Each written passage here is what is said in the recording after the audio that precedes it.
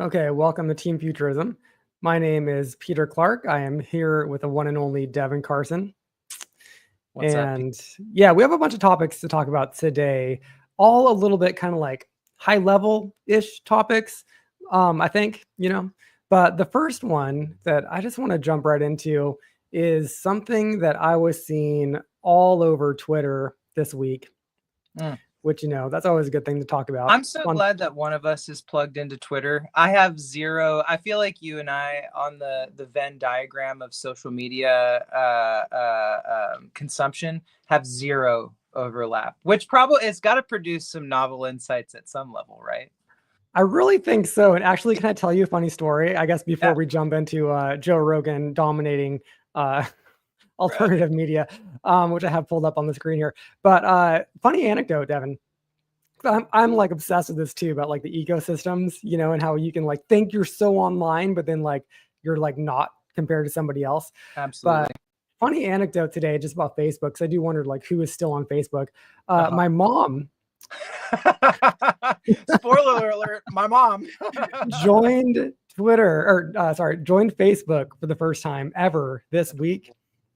And it was in order to watch the funeral service for one of her relatives who passed away.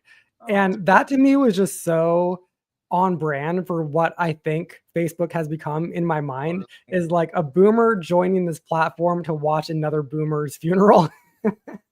It's like a procedural drama at this point, Facebook, right? Yeah. There's just all of these kind of bureaucratic functions that have been subsumed by Facebook, like Mhm. death notifications, like fucking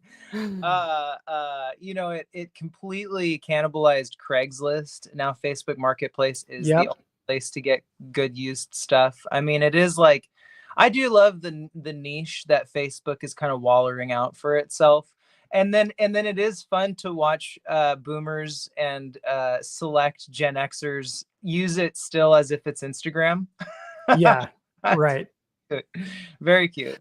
Well, so, I mean, speaking of which, I have heard, I'm not sure if it's on this diagram. Maybe we can dive into this a little bit, but I've always heard, oh, there is Ben Shapiro, that Ben Shapiro dominates Facebook. If you're on Facebook and you do, any sort of like political posting, you're going Uh-huh. to run into Ben Shapiro because he just absolutely dominates that space. And we know in terms of like YouTube and Spotify, Joe Rogan just completely dominates. Oh, So sure. what we're looking at here, just to maybe analyze it a little bit more closely, because I do have some kind of thoughts about here. But so all of the red dots obviously are right wing accounts, and all of the blue dots are left wing accounts. So the biggest bubbles you're looking at here in terms of the red dots are Joe Rogan with almost 40 million, Ben Shapiro 25 million, Charlie Kirk 18 million, Jordan Peterson 23 million, Russell Wow. Brand 22 million, Tucker Peterson. Carlson 13 On. million. So, oh, and even Candace Owens has 15 million. So those are like massive, massive Is Phil bubbles. McGraw Dr. Phil? Oh, whoa, good question. I have no idea. I think Wow. Phil McGraw is in fact Dr. It is. You're totally right. That's Dr. Phil. Well, and then Lex Friedman in there. Oh, on the red bubbles, Lex Friedman. That's interesting. This actually was one of my comments, Devin, is that a lot of the people that are solid red would Yeah, actually be more purple. purple. Yeah, I thought Like the same thing. almost all of them, minus Ben Shapiro Right. and like Candace Owens. I don't even know if you'd call her red. You'd call her like just insane or something. Yeah, orange, yellow. Yeah, Yeah. like so the red versus blue, I think actually sets this up to not be true, because a lot of people who listen to some of these quote, right wing accounts, there are very reasonable people. They care about the news. They probably care about both sides of an issue. Yeah. Some of the people who listen to these red bubble accounts are just like full red pilled. They're gone. They're on another planet. They're not even paying attention to like Right. reality at some level. So Right. it's a little bit unfair to say, like, especially like the liberal people sharing this online are like red bad, blue good. Yeah. Like, oh Yeah. no, red is dominating, and it's definitely not that simplistic. I do think Well, it's a weird choice. It's a weird choice of spread where it's like, are we putting are the Breakfast Club, the Young Turks? I mean, That was my next comment, Devon, is that like is that our side's salient voices? I'm like, I don't know, man. To me, that's a little bit of a reach. I know. And you know what's also so interesting is that when I look at the blue bubbles, I'm on the left, right? I'm over here like on the left. Yeah. I don't listen to any of these blue bubbles. Like I Same. listened to Trevor Noah for like a hot second, realized he was annoying as shit. And so like dipped out of that, you know, No. like Young Yeah. Turks, I'll watch clips. I like Anna Kasparian sometimes. And even Yeah. like Jank is okay sometimes. Right. At least if I want to get riled up about an issue, that's fine. But like these, hold on, let me, okay, so David Pakman's on there. Every now and then I'll listen to him. He's got almost 4 million, this says. Brian Tyler Cohen, okay, he's got 3 million. I follow him every now and then. Dude, all these left-wing like, accounts are annoying. They're like annoying people, you know? Like even David Pakman, who I like, is annoying as shit most of the time, and he's not like charismatic in a good way. Of course, like the right-wing people are just like more charismatic and more fun. For God's it's also sakes. like a weirdly cherry picked. Like I feel like if I could dive into this a little bit more, I would be like, hold on, let's pull up the stats for some other folks, because it just can't. I mean, maybe it is that way, that it's so right wing dominant. But then again, I don't know if I would like. I guess Joe Rogan at this point is a voice for right wing ideas. I don't know if I'd call him a right-wing guy. He's not a Fox News. He's not in the same class as like a Fox News pundit. And then like Jordan Peterson, I suppose, is on the right.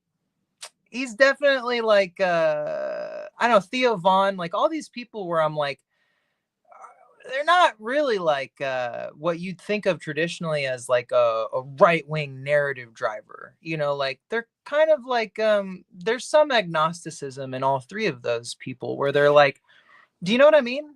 You could listen to half of these right-wing accounts and still have voted for Kamala, and still have like found people in this bubble who would justify that on every level, which is interesting. Broader I don't think that if you were to listen to any of these blue bubbles, you would be just like very, very anti-Trump, where not necessarily if you were listening to Joe Rogan or any of these other accounts. Jordan B. Peterson, he gives you a little wiggle room to like totally be a lefty, but just like not a crazy lefty. You know what I mean? Because I mean, yeah. So it's the right. I am conflicted about this too on a couple of different levels, primarily because I find myself listening to more of these quote right-wing accounts too, which means that like probably a lot of lefty people listen to just these, but it's like I like opinions I don't like. You know, I enjoy hearing people talk about issues from a worldview that I just find wrong for whatever reason, or I just want to see somebody else's perspective. I mean, Joe Rogan also was truly very much on the left up until 2 seconds ago. He did. COVID broke his brain. I mean, you know, a million people have observed Texas this. got him. Texas got him. It's hard to not start breathing water when you're a fish. You know what I mean? Like when you're in an environment where the narrative is very driving and convincing, you have to be staunchly whatever your opposite opinion is to not just kind of be eroded by social pressure. It's like, and man, I'll tell you, the narrative chambers that we're in now, as like states, as micro groups, as macro groups, as a society, it's like they're pretty complete. They're pretty all encompassing. And it is crazy you kind of have these moments where you'll wake up out of the matrix of like living in California or something, where you'll be like, whoa, like they got me. Like I was propagandized, you know, like, and I don't even know where. You know, like I thought that this person was a crazy person, but it was just a narrative. But let me ask you this. Okay, hold on real quick. Greg Dimber says that COVID began 5 years ago, not a second ago. That is totally fair. I think that that's a really good point, except that like Joe Rogan has been podcasting for like a couple of like, I don't know, 15 years or something like that. And he didn't immediately go right wing, I think, when COVID hit. It was right, like COVID broke his brain. And then when he moved to Texas, it was a pretty quick thing, but I feel like it didn't immediately happen with him. He was still talking sense and saying like, I voted for Bernie Sanders up until I think I mean, I'm no Joe Rogan historian here, to be fair, but I think it was like maybe 2 years ago, I think. And then when Elon took his hard turn, just about a year ago, Elon wasn't insane, like even a year ago. That's when Joe Rogan truly. I mean, I am interested in this. It would be someone should plot out the timeline for Joe Rogan's insanity. No, I'm all for the judiciousness of what was his name? Greg. Greg, I'm all for Yeah. you, Greg. You tell him. 5 years is not 2 seconds ago, Peter. You have respect for the timeline. God damn it. I need to pull up the timeline. I actually did just watch an interesting video that was explaining how Joe Rogan has gone nuts recently. Yeah. And it was actually kind of interesting and convincing, and it was couched in terms of comedians and how comedians have all kind of like weirdly gone off the deep end, at least the big named ones.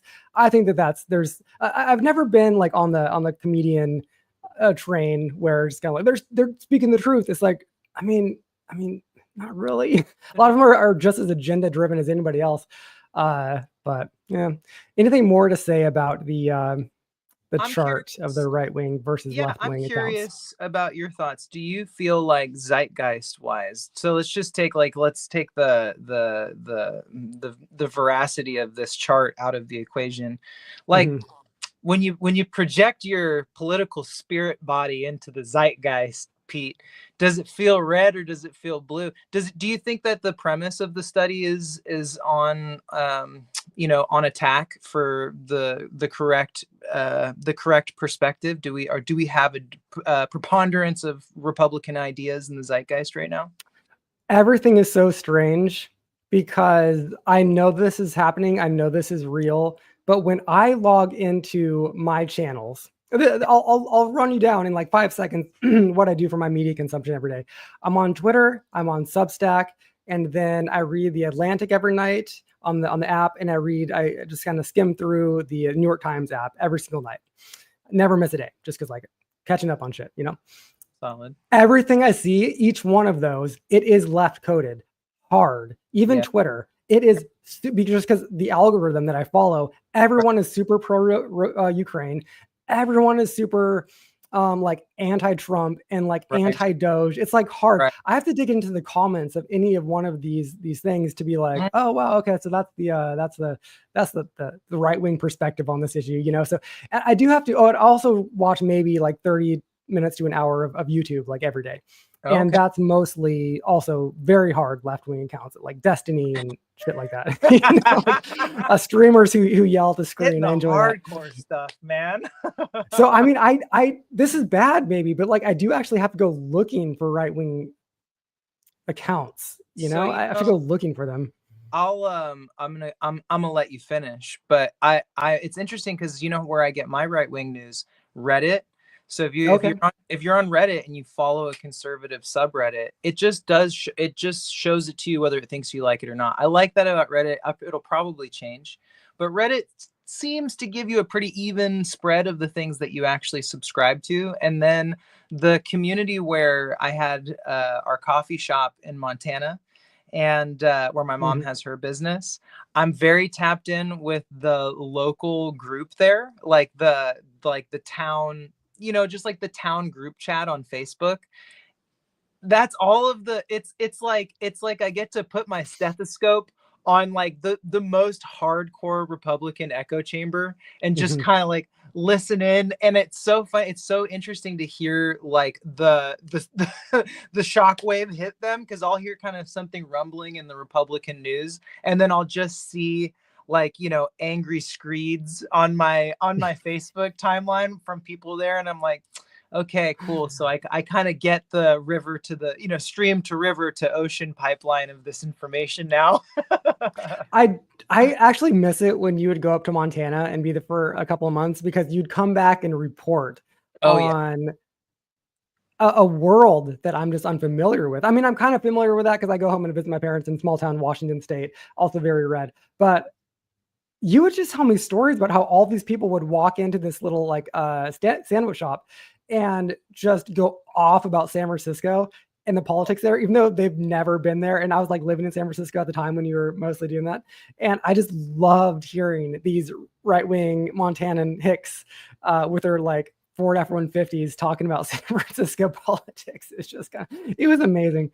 It was fantastic. It's pretty, but so, okay. So back to the point at hand. Do you feel like, where do you feel like the narrative is at? Do you feel like there's a broader, beyond your own consumption? Okay. Here's my just like my summary take about all of this. And it's a fascinating summary take, I think. Joe Rogan, if you listen to him, and yes, I still do every now and then, it is just state media. And a lot of these big right-wing accounts, they are just state media. From what I understand, even Ben Shapiro has become state media, where he just like echoes the whatever talking point comes directly from the mouth of Trump and his administration and the lady who stands there like doing the news briefings every day. They just parrot that shit in a way that I don't think left-wing people did to that degree, or at least left-wing people, I think when Biden was president, they would at least like, I think, have their own logic behind it a little bit. I just feel like they are just doing the lady from North Korea who just stands there and just like gives the state media talking points. That is what Joe Rogan has become. And he does not realize that. I think if you were to, in his face, like sit him down and explain like, okay, here's what Trump said, here's what you said, here's about, like, and just walk him through it, he'd be like, whoa, my God, you know, but like, no, but Trump's the outsider. It's like, dude, he's fucking not. He is not. He not only is not the outsider because he's the fucking president, he also is not the outsider. And there's no, because like he's actively dismantling the quote unquote deep state. So he's remaking the deep state around his own image and everything else. And then like, if you're parroting the talking points that comes from that world, yes, you are state media. That's quite a take, Pete. I do love the idea.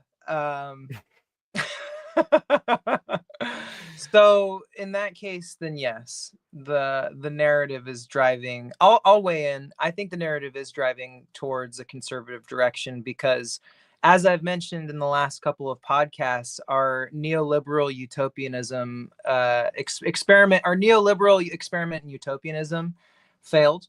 Mm-hmm. I think kind of spectacularly, you know, and so I think that we're in a backlash moment right now. And it's like a very kind of studied social phenomena that when something pushes too hard in one direction, we get a nice fat backlash from it. I think that's what's happening right now. I think it was a little bit too intense with some of the messaging. And I think that, interestingly, it's like when the left has control, the most left criticizes the center left. But the thing is that the most left is getting a voice because it's coming from an extreme perspective on equality. And when the right has power, the center right, I think, tends to be more the dominant narrative driving voice, which is more reasonable because there is a center right perspective that just needs to be held as like truthful and good. But the far right perspective has to kind of sneak in at night and leave before dad comes home because it's fucking like white supremacists and Nazis, dude. It's like the extreme version of the right is fascism. It's like terror. It's like domestic terrorism. You know what I mean? Like and that actually is true on the extreme version of the left too. There is like an element of domestic terrorism to it, to be frank, but the underlying idea structure is much more radically is much more radically humanistic and driven towards that, I think, than the far right. Yeah, well, without belaboring the point too much longer, this is my chance to pivot to where I think the left could maybe go, and the left doing this pivot that I'm about to throw up here on the screen, it would be stealing some of the thunder from the right. So this is something that Ezra Klein has been going off about. He actually has a new book out. It's called Abundance by Ezra Klein and Derek Thompson. And so a lot of pieces have been coming out kind of like... Shout out Ezra Klein. He's been great lately, which is he's super interesting. A mensch. Like, I really dig his perspective. I mean, shout out to my last comment about why right-wing accounts are like killing it right now. But Ezra Klein also does not have even 1/3 the charisma of Candace Owens or Joe Rogan or any of those other people. He sits back and he's very like articulate and thoughtful, but boy, is he not a charmer. He's from the Ira Glass school of newsworthiness. And I am all here for it personally, but I just, whenever time I watch him, I'm like, oh, I can't even necessarily share this with like some people I know who would need to hear this because they would just be so turned off by his demeanor, which is unfortunate. But anyway, to get right into the point here, the abundance agenda is being framed kind of cynically as a neoliberal rebrand, as this article at prospect.org is putting it as. And I actually think that's a little bit fair, but at the same time, I don't think that anyone who cares about this should let that rebrand just like be what it's all about. It's not just, this isn't just neoliberalism with a new name. I think that it is actually a futurist perspective that neoliberalism always just kind of like, it was a natural conclusion of the neoliberalism at some level, like, free markets, capitalism, and like more rights for people, etc., does kind of like lead to more abundance. But I think that this is actually like futurism at its like very core, because we come from scarcity, we're going towards abundance. This is just like futurism in a nutshell. If you have any sort of like an optimistic perspective on and we do humanity. So Ezra Klein's been writing about this. Just this week, Khanna just tweeted that he is, I have his tweet pulled up, so I'll just read his tweet. He said to Ezra, I think, "Thank you for your work. I am all in on much of Ezra Klein abundance agenda. Build more housing, have more child care workers, and build more public transit, among other things, to lower costs." And I mean, that's just the tip of the iceberg, those things. But we should definitely start with more housing and less regulations for a lot of things. We got to get that goddamn motherfucking high-speed rail. We just need to actually build the society that people thought in the 1970s we would actually be building towards. And this, not to state the obvious, but like, look at Austin, Texas. They actually are doing these sorts of things. California is not. Housing prices in Austin have gone down, even though the population has like ballooned, because they're just building more housing, like very basic things like that. And this is the moment that the left, whether it's just a cynical rebrand or not, could own this and could become like an exciting party again. Like super, if they're doing shit and like making things happen, this could be, I don't know, better for the Democrats, but also better for America in the long run. Well, what are your thoughts about this? You saw it during the Kamala campaign, that this was something that they were riffing on, and it felt kind of like a chew toy that they picked up and dragged around for a little while and then kind of set down because it wasn't really biting with people.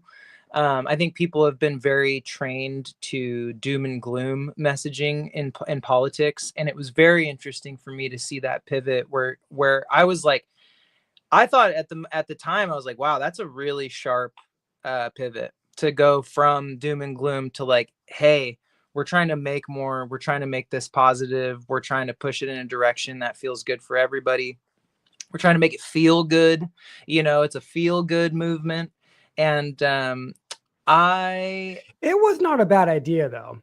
No, just coming from Kamala's mouth, it seemed like it was a little bit forced. But I think that's what it was. She just wasn't a good mouthpiece for anything generally, and that whole situation was so botched.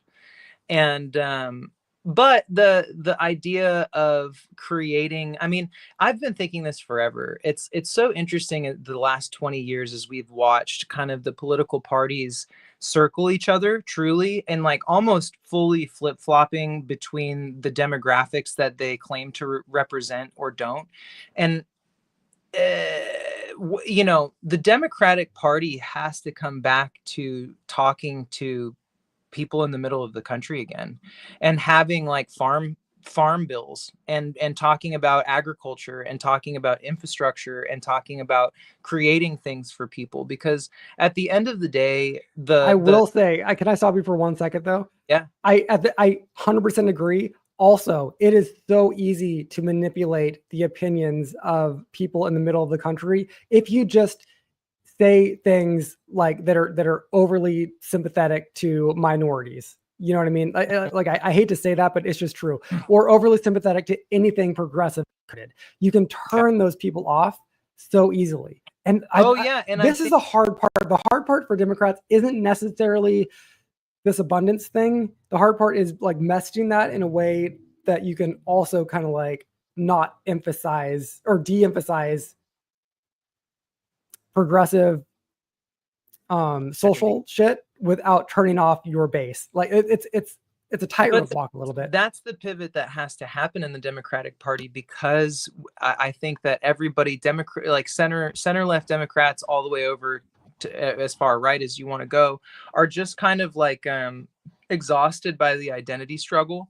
And it is like a second or third order problem, right? Like when you think about it, like the raw concept of abundance is kind of physical manifestation of good, of goods, of power, of whatever, but it's the physical manifestation of whatever we're talking about.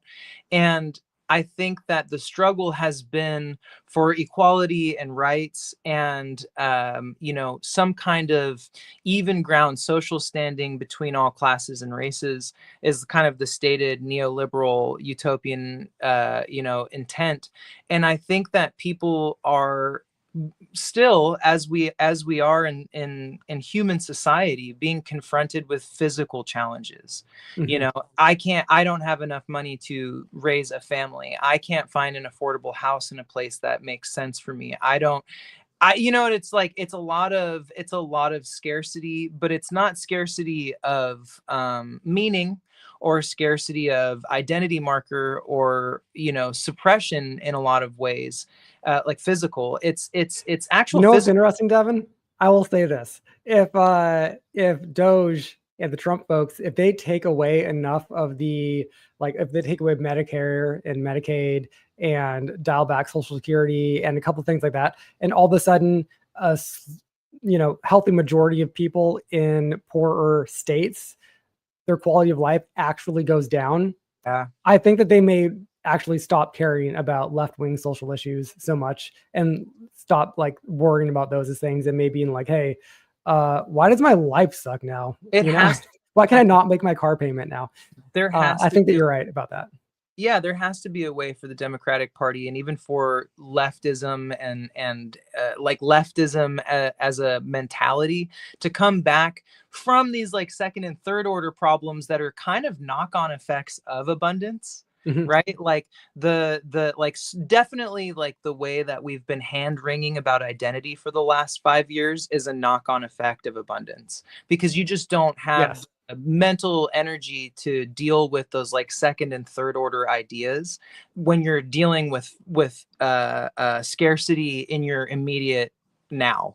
You know what I mean? When you're highly educated, you have a good job, everything's nice and secure, right? You're going to start thinking very hard about non-issues and make those non-issues issues. Or when you're a young person that hasn't yet undertaken the kind of Herculean task of building equity in society, when you're really kind of like gliding on the wings of youth and kind of skipping stones, like you do get to a point when you start getting older where you start thinking, oh, I'm going to undertake this process of creating equity for myself in something. And it completely changes your paradigm. It's like you come back from an ideological kind of mountaintop to come back and start a family or a business or something like that. And once again, you're immediately confronted with physical scarcity because you're trying to create something larger than yourself. And so it's like anytime people are pushed back into that place where they're trying to make something physical happen, a lot of those psychosocial identity problems they don't cease to exist, but they just cease to be salient to your current situation. And it's like, I want to have a society where everybody has the freedom to pontificate on the nature of their identity, but we're not fucking there yet, because most people still struggle, and we're in a class war, and we're in a war against a corporatocracy that's like continually suppressing our ability to meet our physical needs. And so it's like, I want to live in the world where identity can be that important, but we're just not there yet, and that's okay, I think. Yeah, I mean, I do just think ultimately, whether we're talking about this in terms of politics or just in terms of meaning and purpose in life, or any wishy-washy thing, or the lack of religion today or whatever, I think that it's cool to have goals for the species, for humanity. Yeah. And I think that we uniquely have lost that in this age, because we used to have big physical goals that humanity would take on. And for whatever reason, anything that's virtual just doesn't seem that like we're actually conquering new territory or we're in a new frontier. Maybe it felt like that for a hot minute, but I mean, all of a sudden it's just there, like the internet is just water. But if we were to meaningfully maybe dump way too much money in some dumbass project to actually go to Mars or something like that, that could really change the way that we look about why we are here on this planet. And I think that it's good that Elon Musk talks about that, but he's just maybe a weird mouthpiece for that right now. But I go back to this a lot. I do think that all of humans, we just, for whatever reason, as monkeys, we need a big grand vision for what we're here for. Right. And it's got to be a little bit bigger than I'm here to check my email every day. Yeah, I think a lot of people are struggling for that deeper sense of meaning, because we live in a kind of agnostic society and anti-religious society in a lot of veins, and it's like it's left to your own kind of personal devices whether you're going to pursue meaning or spirituality in a life. It's not foisted upon you in any functional way, culturally or physically or even socially anymore. And it's like, dude, if you don't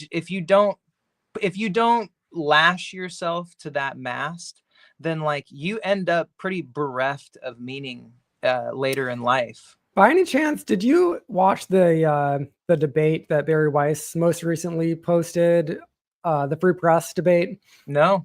It was kind of I watched it yesterday. It was in Austin, and it was with Michael Shermer and Adam Carolla debating Ayaan Hirsi Ali and Ross Douthat from the New York Times, and they were debating about whether or not we need a religious revival in America today.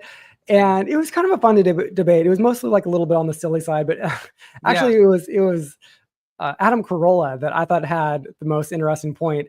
It was the most obvious too, but just like hearing him say it in kind of like a funny way in the context of this debate was like it hit a little bit. Just so like we used to wake up in the morning and grind, we used to have like real jobs that like we actually had to work for our food. And it was so satisfying. You get up with the sun, and then you raise your children, and then you get, it felt like we're living. It felt like being alive. Yeah. Today, like you were just saying, everything is so comfortable. We sit like in shitty little cubicles for 8 hours a day, and then go home and then like order food that we don't even cook ourselves. And just like all of life has become too easy, too bland, and too like, we have simulations of adventures. We don't have real adventures. For an adventure, we watch a movie. You know what I mean? And that's like, we don't need a religious revival, his argument was, which I agree with. We need something to live for, like actually live for. Sure. And like it's something that is in the context of like this abundance agenda would make sense in that world. I think I want to pivot to my last topic here that I had to talk about today. Devon, I have to tell you, I do not know exactly how to go into this. I don't know how to present this. I don't know what to share, but I watched a video last night that was like, oh my God, we got to talk about this.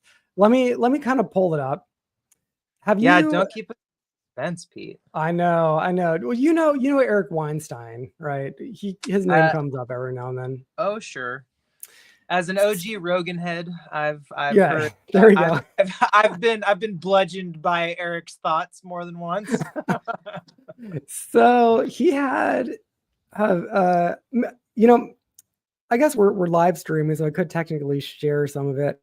Maybe in lieu of doing that, though, it's a 17-minute talk. Uh-huh. I'll pull it up on the screen so we can look at it.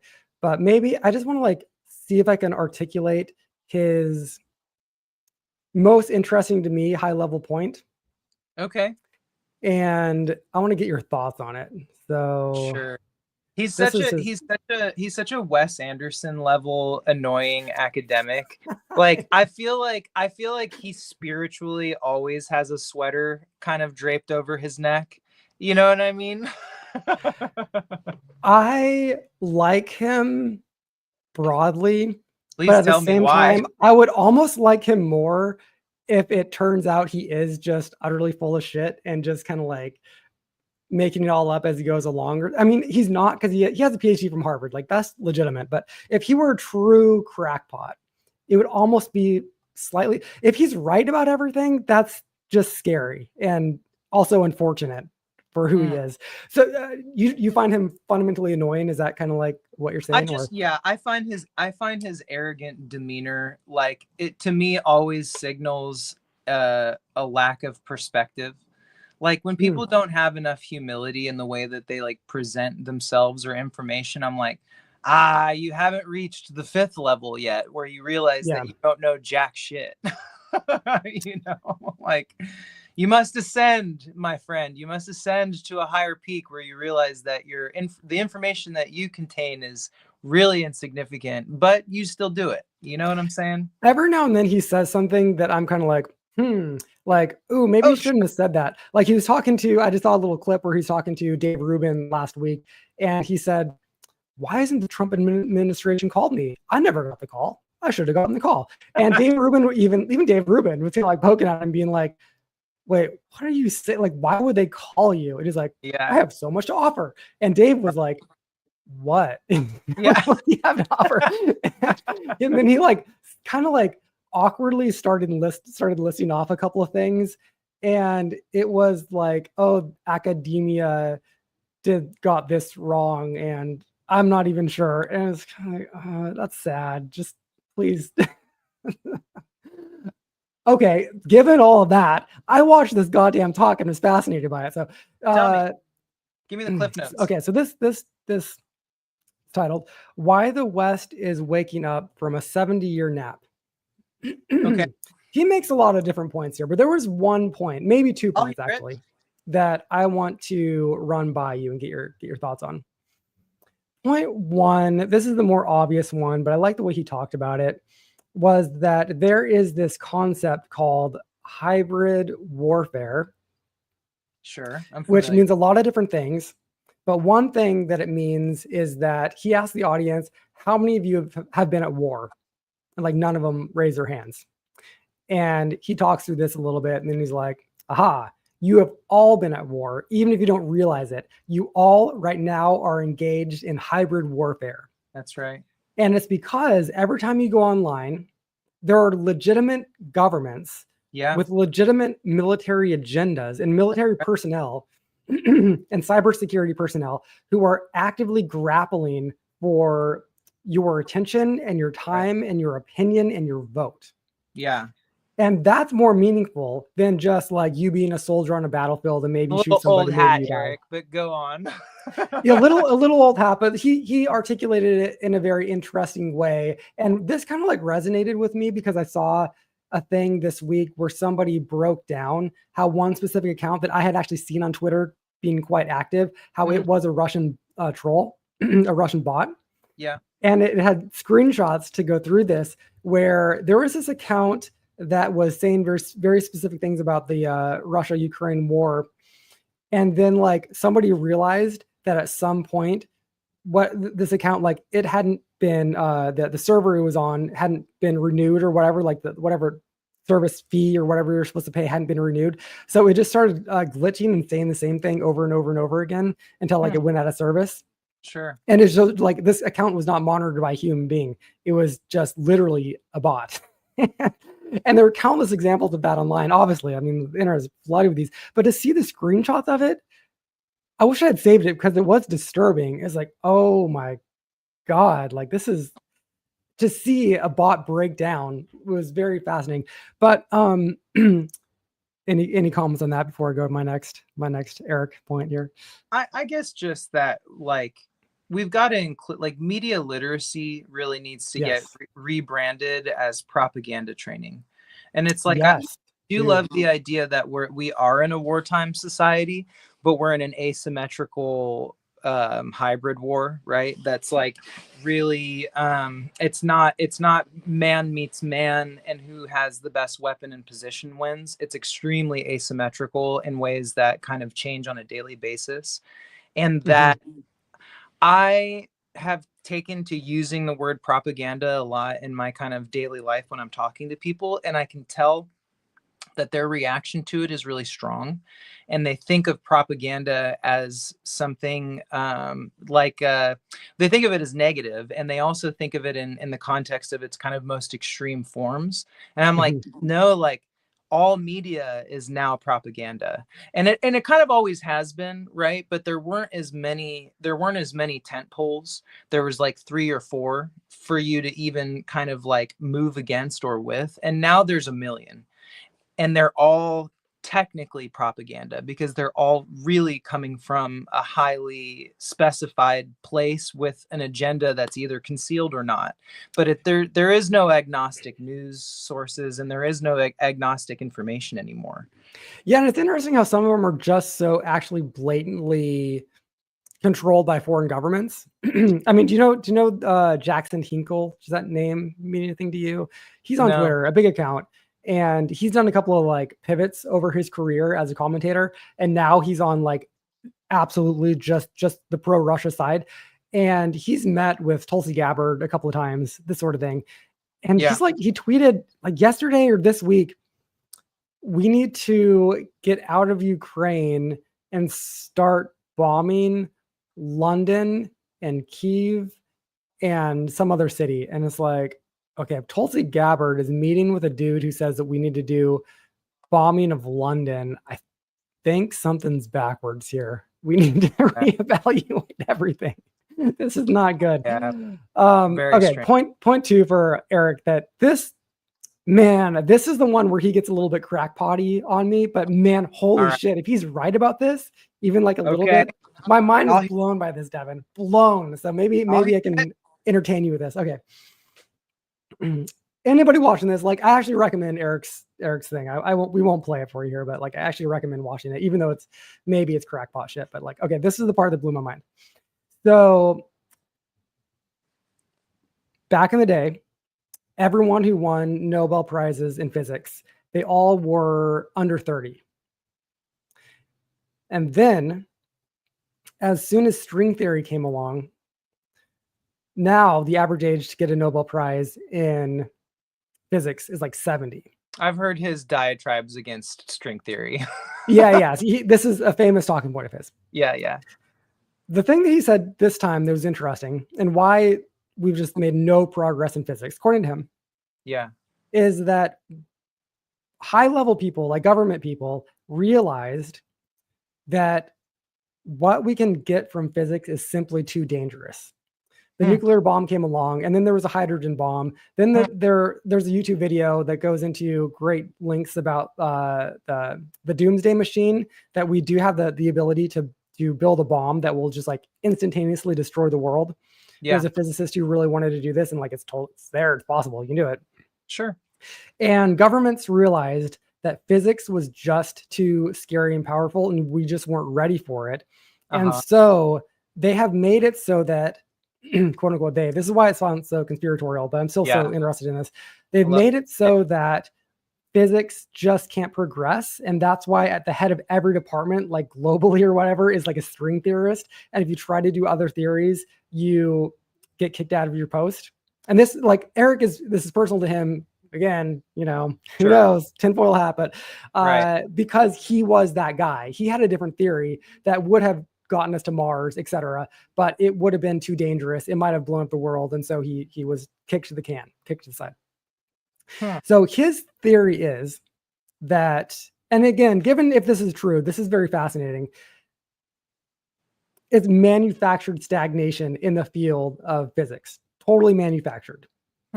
There are ways to get ourselves out of this. And right now we actually need to, because whether or not we just build a weapon that destroys all of our, everyone on Earth, we're going to do that anyway, because there are too many different ways for us to destroy each other. And we need to get off this planet, and we need to start actually populating the solar system, the galaxy. And the way to do that is through unlocking the other tools that physics has for us.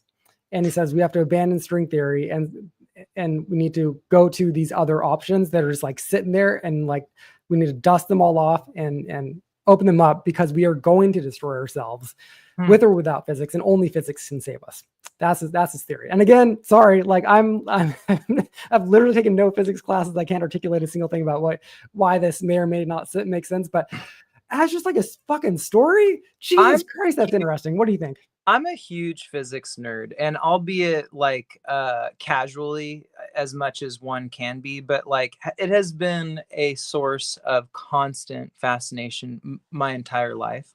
So I'm fairly educated in a non-collegiate way about physics and how we've gotten to where we've gotten. I like to recommend to anybody that watches this Jim Baggett 20 greatest moments in physics. I think it's what it's called. It's over on my, but basically it walks you through every major discovery in physics from the atom all the way up into modern grand unified theory. And then, really, from my understanding, it isn't that we are not finding deeper and deeper phenomenological insights about the nature of how things work physically together. It's that we've reached a level of granularity that already is less relevant to our macro experience. So it's like, yes, almost 50 years ago. Right now, we can't go the speed of light. It's not physically possible to go to the speed of light. Eric says there are tools that will enable us to, but it's not going to be string theory. It's going to be something else. So practically speaking, exactly like you're saying, at like influencing our day-to-day lives at that level, it's if we want to break the speed of light, humans doing that shit, going to other planets, yeah, we need to, like the folding space thing we used to always hear about, how we're going to fold space. It's like his idea is, yeah, cool, guys, we can do that, but not with string theory. We need other theories. Yeah, I think that in string theory and kind of multiverse, this entire segment of theoretical physics that it has to do with multiverses and separate, colloquially separate layers of reality, is actually the science that's getting us closer to the technology that will eventually allow us to fully utilize AGI when it happens. So that technology has directly led to quantum computing. And the problem with quantum computing right now is not that we don't understand how it works. It's that we do not have computations significantly complex that we can utilize those systems in a way that makes sense to us. So I think that right now what we're seeing is the growth of artificial intelligence and the growth of quantum computing, and they'll eventually merge into a singularity, into a moment where AGI is going to give us the insights to use, and through quantum computing, we will be able to understand things like dark matter, dark energy, gravitational waves. We'll be able to measure things that we haven't measured before. There's huge macro questions that really determine a lot about the way that we interact with space and time that we don't really fully have a physical way to measure. It's a lot of we reached the physical measurement threshold a long time ago. We've been looking for neutrinos for 50 years, right? Because we've diagrammed the atom down into such a depth of its constituents. Well, like, have you ever seen those videos about how they find out new shit about protons and neutrons? And nowadays you can't just use a microscope. Obviously you have to build these huge, ginormous facilities that cost billions and billions and billions of dollars. Right. And then like you just throw fucking atoms at shit and like they break apart, and then maybe you get like a little Yeah. dots arranged on a certain way here that means something. And it's Like, hundreds it's and crazy. hundreds. Like, and it's so expensive to make progress with the tools that we have right now, with the And it's theories that we exotic, have. right? And it's exotic Mhm. answers that we're getting now. It's not, it's like, Yes. you know, it's the spin on a quark, right? Like it's the specific metrics of the most granular thing that we can measure. It's Okay, all so relevant to we're a little off course here. I just want to pull this back around as we're running out of time a little bit. Well, I mean, like, you haven't actually said anything about what you think about Eric's theory here. I think that it's fucking fascinating and very interesting that, like, if he, like, just humor me for a second. I know you think he's kind of a crackpot, but humor me. If it's true that governments have artificially stamped down any progress in our ability to get new theories in physics, sure. that's one, weird and very meaningful on a lot of different levels. But two, it means that there are still huge horizons out there on the table that We're we're just in an era of maybe this close away from solving if we were just to put our best, brightest minds on the problem. I think he is a narcissist that believes in that is a But conspiracy. isn't everybody? I think he's a I mean, conspiratorial narcissist, and I think that what he's actually giving voice to is like an era of academic orthodoxy. Like this is what we see every time there's major advancements, is that there's people who stay very tightly attached to the advancement and really want to just hold on to that worldview because it illuminated something important in their field. And then there's people on the edges that push it forward, but there's always an academic orthodoxy that geniuses and inventors and people that are pushing at the edges are suffering beneath. That's very true. Yes, that's absolutely. In psychology, it's interesting. If you take a Psych 101 class, part of that, that first class there is learning about how there were all these different theories. I mean, obviously Freudianism was one of these that you could not question, like Freud's genius. Right. And then like that obviously toppled. And then there were the Skinner box people. That's right. And there are these couple of different theories. Now we're in the paradigm of the CBT, cognitive behavioral therapy, and a couple of other views. But yeah, you're right. And you do go up against every single senior staff person at a university if you have a different theory and if you want to get on that staff. Right. Yeah. So you're very right about that. It is just interesting because it makes sense that the stakes are higher in the world of physics if we are talking about developing technologies that just like, bam, planet's gone, planet's over. No redo, no, game over. No reset. And like if you psychology, you don't have that. The stakes are very low. It's like, oh, one sad girl's gonna be sad still. And like, I think it's doubtless that military technology has wielded forces that are absolutely unknowable to any civilian person. Like if you track the progress of military technology over the last 100 years, we're on a 20-year minimum lag from what we understand to be reality and what the military understands to be reality.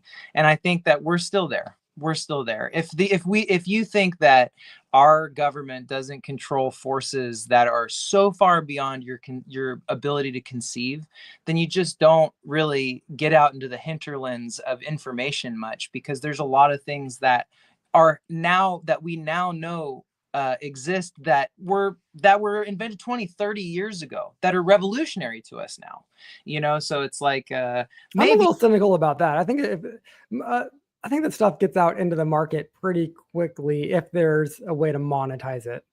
The internet was kind of new, and then before it jumped the shark and was out there in the open. I mean, like the microwave as an invention, it was on your tabletop like a year after they developed that shit in the Space Center. Well, I don't know, the space station. Like there's like lasers that you can just shoot at shit now, like it's Star Wars, and that's not like a gun. Right? Like that's probably there is a lot of technology out there that we will just never know about at some level, right? Yeah. I mean, I don't mean to like totally discount that perspective. I think you are right. I'm just like, if there's a way to monetize shit, I don't know. We're probably going to monetize it, but yeah. Other than that. Who knows? Eric might be right, but I just don't think I have so much more faith that like but who knows? Maybe the government or the CIA or someone is waging like an asymmetrical warfare, a campaign on universities in informational in an information war. You know, that is like much like the Republican Party has progressed their agenda over the last 20 years, very slowly, very delicately, very carefully. Certainly, I mean, any major institution, I think, has the potential to be captive to like a thoughtful, plotting group, you know? Mm-hmm. Well, I think that's all that I had today. I would recommend watching the full Eric Weinstein chat just because, like, it's not going to be the last time that we hear about him. We're probably going to hear more and more and more from him over the next couple of years, especially. And I'm gonna continue to look at him with like humored skepticism, but also I'm not going to pretend like there's no one else like him. Sure. Or let me rephrase it. I don't think that there is anyone else like him. I think he's a pretty unique character. And so just because like the way that he's able to take something that's happening in the world and cleverly put a title to it, like put a name to it, the little catchphrase, sure. That's a mark of genius, I think. Sure. Like, and he does that again and again and again and again. I mean, people write articles about this. Sure. Even if that's his contribution to the world, I think that's a pretty big contribution. And it's interesting. I think that he's worth paying attention to just for like that alone, even if it is just, I don't know, rhetorical tricks that he's playing or something. I think it's very interesting. And I think that people should maybe try to actually, like, I'm not the person, but like somebody to actually take more time to analyze his ideas a little bit more. I know that people have analyzed his ideas about his particular theory for why, or the theory of everything that he's presented, and people poked holes in it pretty easily, like actual physicists. I get that. I totally get that. But yeah, I think that there's, in terms of these like conspiratorial seeming views, if like someone should FOIA the government to see if they are like artificially restricting our like the domain of physics, because that would be interesting, and maybe there's some breadcrumbs there that people could find. But yeah, anyway, I'll continue to scornfully ignore him on vibe check alone. This is actually an interesting thing. Is like I wonder about this all the time, Devon. Then I'll wrap up. But like there are a lot of people who I just like I'm too annoyed by to really get into them, and so that's the thing. I feel that as a thing. But maybe I also do wonder if maybe I'm missing out on shit because of that. Probably, but there's enough thoughtful, reasonable people now that I just don't feel like, hey, when this guy comes up with a proof for how to measure gravitational waves or fucking cold fusion or some other shit, then I'll start paying attention to him. If he's just, but maybe that's not what he's here for, quote unquote, here for. Maybe he's here for to like point us in the direction of like, hey guys, not string theory that. Maybe that's his whole purpose in life, is just to do that, and he's doing a damn good job of it because like he's got the ear of a lot of big people and speaking at conferences, and I know about him. He's on the biggest podcast in the world, and if anybody could be like, guys, quit it with a string theory, let's try something else. It's failed. That's huge. That's big. That's all he needs to do, right? Pete, I'm at 1%. I'm gonna lose you. All right, we gotta go. Shit. Hey man. All right. Got it, it's been real. Till next time. Adios. Right. Later. Till next time. Later.